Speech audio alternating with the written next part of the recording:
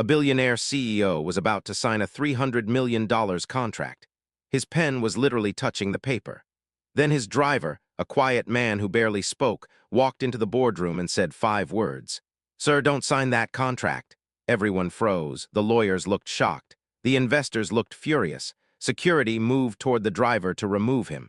But the CEO held up his hand and listened.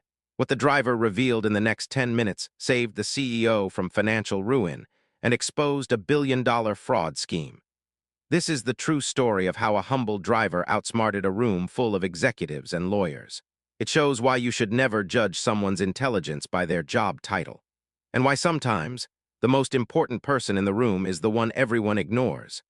Before we dive into this incredible story, hit that like button and subscribe so you don't miss more stories about wisdom, justice, and unexpected heroes.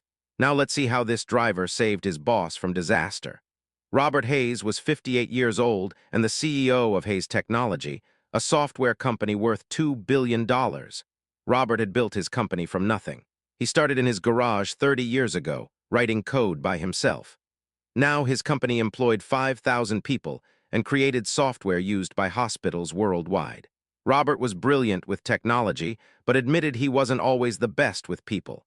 He trusted his team of lawyers and executives to handle the business side while he focused on innovation. This trust would almost destroy him. Samuel Washington was 62 years old.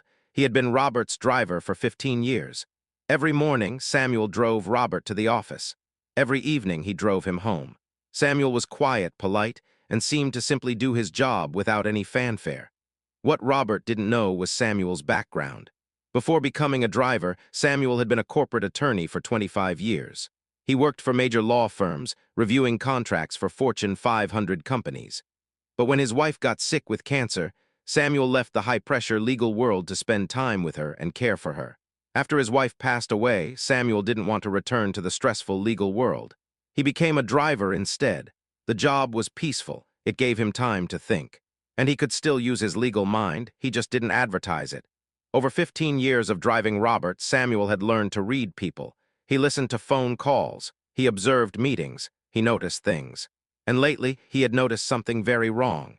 TechMerge Corporation approached Robert 6 months ago with an exciting proposal. They wanted to merge with Hayes Technology in a deal worth $300 million. TechMerge claimed they had contracts with the government and international clients that would triple Hayes Technology's value within 2 years. The CEO of TechMerge, Victor Sterling, was smooth, confident, and persuasive. He wined and dined Robert's executives. He presented impressive financial projections. He had letters from government officials supporting the merger. Robert's legal team reviewed the contract for 3 months. His chief financial officer said the numbers looked good. His board of directors voted to approve the merger. Everything seemed perfect. Today was the signing day, February 15th. The contract was 300 pages long, sitting on the mahogany table in Hayes Technology's main boardroom. Lawyers from both sides were present. Investors who would profit from the deal waited eagerly. Champagne was on ice, ready to celebrate. Robert picked up his pen. This was the biggest moment of his career. Samuel Washington stood outside the boardroom. He wasn't supposed to be there. Drivers waited in the garage or the lobby. But Samuel had read something in the newspaper that morning that made his blood run cold. A small article, buried on page 14, mentioned that a TechMerge subsidiary had been investigated for fraud in Europe. The charges were dropped, but the article raised questions. Samuel had been thinking about this all morning.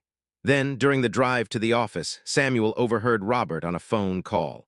Robert mentioned signing today and can't wait to finally close this deal. Samuel realized he was out of time. He made a decision. He would risk his job, risk everything to warn his boss.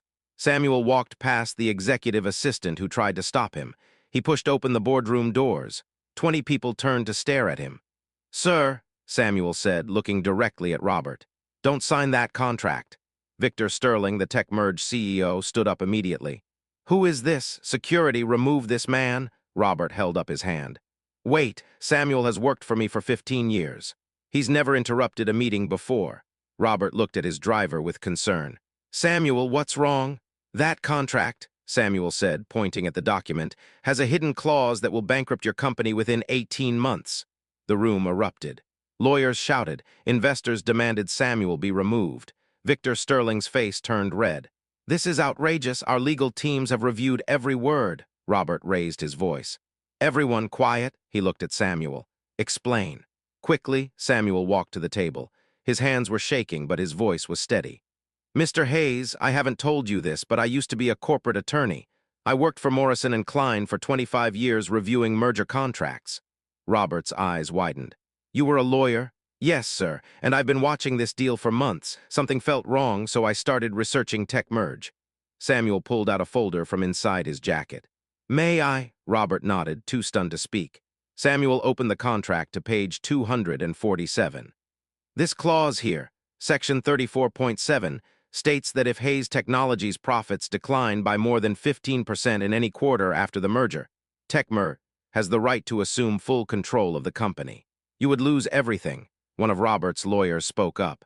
"We reviewed that clause, it's standard risk management language." "It would be," Samuel said, "except for this." He pulled out printed documents from his folder. Techmerge has used this exact contract 3 times before. Each time within 18 months of the merger, the acquired company's profits mysteriously declined by exactly 16% each time.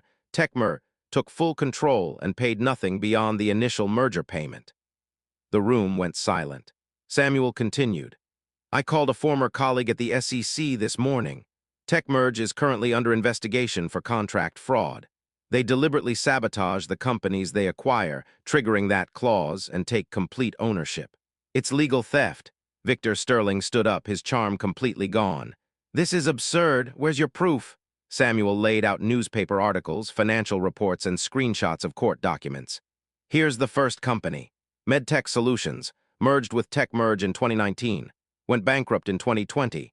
Here's the second, DataCore Systems, same pattern. Here's the third, CloudNet Industries. Same exact outcome."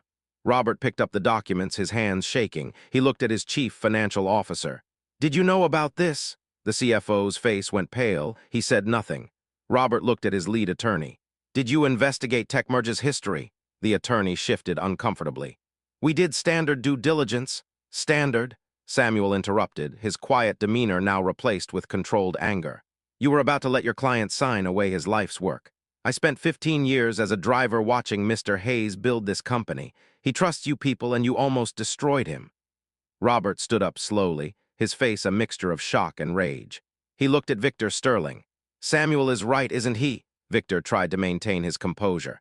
"Robert, don't listen to your driver. He's a confused old man who—" "Answer the question," Robert said coldly. "Have you done this before?" Victor looked around the room, seeing his plan falling apart.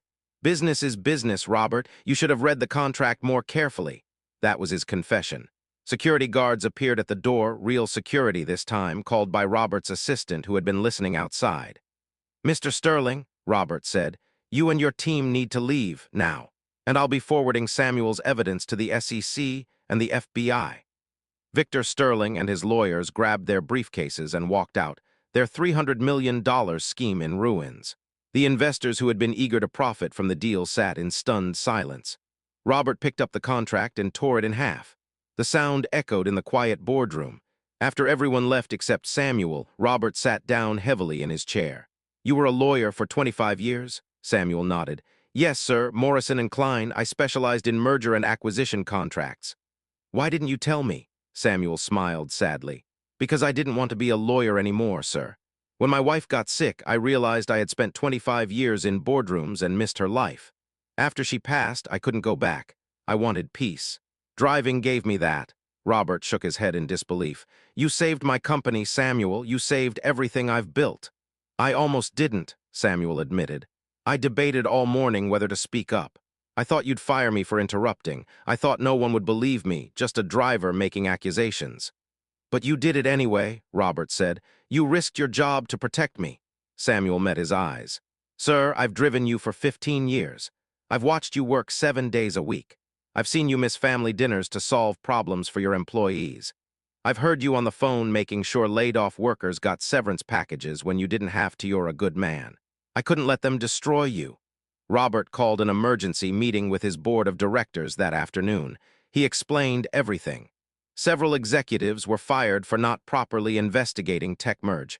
The law firm that reviewed the contract lost Hayes Technology as a client. Robert's CFO resigned. He admitted that Victor Sterling had offered him a kickback, $2 million in exchange for pushing the merger through without proper scrutiny. The FBI opened an investigation into tech merge. Within 3 months, they uncovered a pattern of contract fraud affecting 12 companies over 8 years. Victor Sterling was arrested and eventually sentenced to 15 years in prison for fraud and conspiracy. The 3 companies that TechMerge had previously acquired filed lawsuits and successfully regained control of their businesses. Samuel's evidence became the foundation of the entire case. But the most immediate change happened that same day. Robert called Samuel into his office. "Samuel, I'm giving you a choice. You can continue being my driver with a raise and my eternal gratitude, or you can become my chief legal officer. I need someone I can trust. Someone who actually looks out for my interests." Samuel thought for a long moment. "Mr. Hayes, I appreciate the offer, but I don't want to go back to that life." Robert smiled. "I understand. Then how about this? You continue as my driver, but I consult with you on every major decision. You'll review all contracts. You'll be my advisor. You keep the peaceful job you want, but you also use that brilliant legal mind when it matters. And your salary becomes $250,000 a year." Samuel's eyes widened. "Sir, that's less than you're worth," Robert said firmly. "You saved me from losing everything. $250,000 is nothing compared to the $300 million you saved me from losing." Samuel accepted. The story of how a driver saved his CEO boss from a $300 million fraud spread throughout the business world. Forbes ran a feature story. The Wall Street Journal interviewed both Robert and Samuel. Business schools created case studies about the importance of due diligence and listening to unlikely sources. Robert Hayes gave interviews where he repeatedly emphasized one point. "I surrounded myself with expensive lawyers and executives with fancy degrees. But the man who saved my company was my driver, someone I saw every day but never really knew. That taught me the most important lesson of my career." Samuel became a quiet legend in the corporate world. Other CEOs wanted to hire him. Law firms offered him partnerships. But Samuel stayed with Robert, content with his role as driver and trusted advisor. This story reveals several truths that matter to all of us. First, never judge people by their job titles. Samuel was just a driver to everyone in that boardroom. But he had more expertise than all the lawyers combined. How many times do we dismiss someone because of their position? The janitor might have started 3 businesses.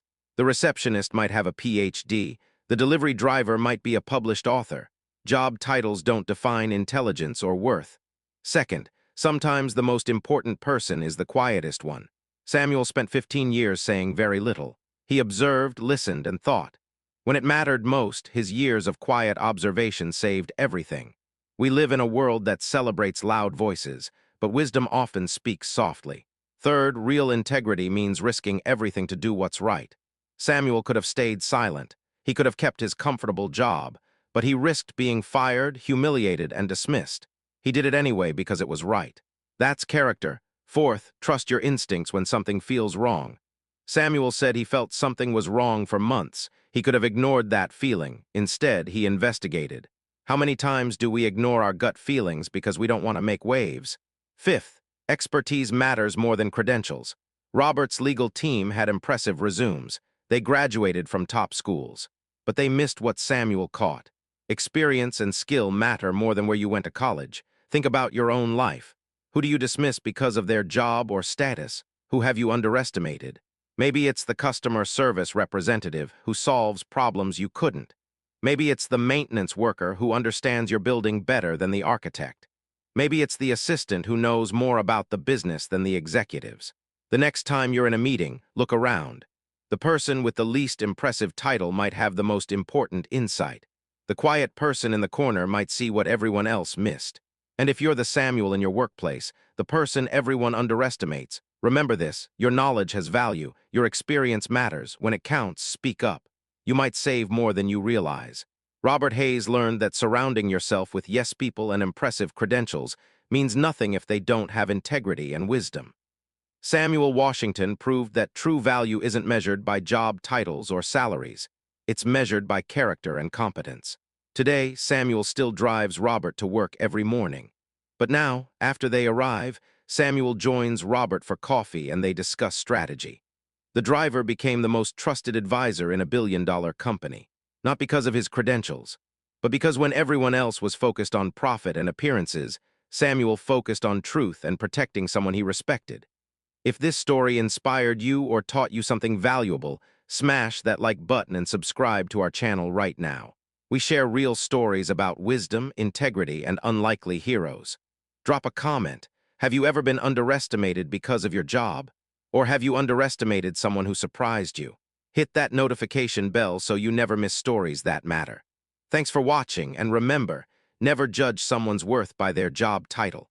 The most important person in the room might be the one everyone ignores. See you in the next story.